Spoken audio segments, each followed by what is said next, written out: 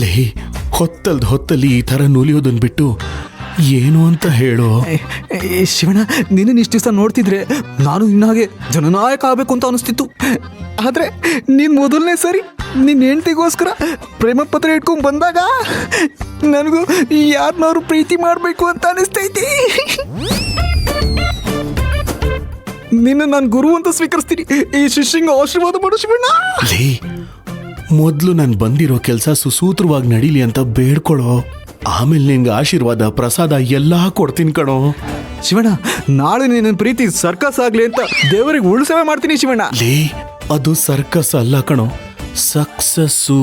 ಅದೇ ಅದೇ ಅದೇ ಅದೇ ಅದೇ ಶಿವಣ್ಣ, ನನ್ನ ಮೇಲೆ ಕೃಪೆ ಇರಲಿ. ಅದಿರತ್ತೆ ಕಣೋ. ನೀನು ಬಾಯಿ ಮುಚ್ಕೊಂಡು ಇಲ್ಲೇ ನಿಂತ್ಕೊಂಡು ಅತ್ತೆ ಮಾವಯ್ಯ ಬರ್ದೇ ಇರೋ ಥರ ನೋಡ್ಕೊ. ನಾನು ಹೋಗಿ ಈ ಲೆಟರ್ನ ಜ್ಯೋತಿ ಹತ್ರ ಇಟ್ಟು ಬರ್ತೀನೋ. ಅಲ್ಲ, ನಿನ್ ಜ್ಯೋತಿ ಒಂದು ರೂಮ್ ಯಾವುದು ಅಂತ ಗೊತ್ತಾ? ನನ್ನ ಕೈಲಾಗಲ್ಲಪ್ಪ.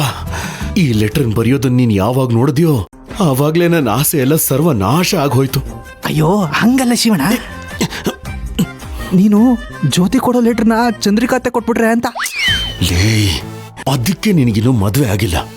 ನನ್ನ ಹೆಂಡತಿ ರೂಮ್ ಯಾವುದು, ನಮ್ಮ ಅತ್ತೆ ರೂಮ್ ಯಾವುದು ಅಂತ ನನಗೆ ಗೊತ್ತಾಗಲ್ವೇನೋ. ಶಿವಣ್ಣ, ನಂಗೇನು ಮದುವೆ ಆಗಿಲ್ವಲ್ಲ, ಅದೆಲ್ಲ ನಂಗೆ ಗೊತ್ತಾಗಿಲ್ಲ. ನಡಿ, ಲೆಟರ್ ಕೊಟ್ಬಿಟ್ಟು ನಡಿ. ನೀನು ಜೊತೆಲಿ ಬರ್ತೀಯಾ? ಇಲ್ಲಿವರೆಗೂ ನೀನು ಬಂದಿದ್ದೆ ಸಾಕು ಕಣೋ. ಶಿವಣ್ಣ, ನಾನು ಬಂದಿರದೆ ಆ ಮಹಾದೃಶ್ಯನ ಕಣ್ಣಾರೆ ನೋಡೋದಕ್ಕೆ. ಲೇ, ಕಾಲಿಗೆ ಬೀಳ್ತೀನೋ ಕೆಂಪ, ದಯವಿಟ್ಟು ಇಲ್ಲೇ ನಿಂತ್ಕೊಳ್ಳೋ. ನಾನು ಹೋಗಿ ಕೊಟ್ಬಿಟ್ಟು ಬರ್ತೀನೋ. ನೀನೇನಾದ್ರೂ ಬರ್ತೀನಿ ಅಂದ್ರೆ ನಾನು ಮನೆಗೆ ವಾಪಸ್ ಹೊರಟೋಗ್ಬಿಡ್ತೀನಿ. ಬೇಡ ಕಣಪ್ಪ, ನೀನೇ ಕೊಟ್ಬಿಟ್ ಬಾ.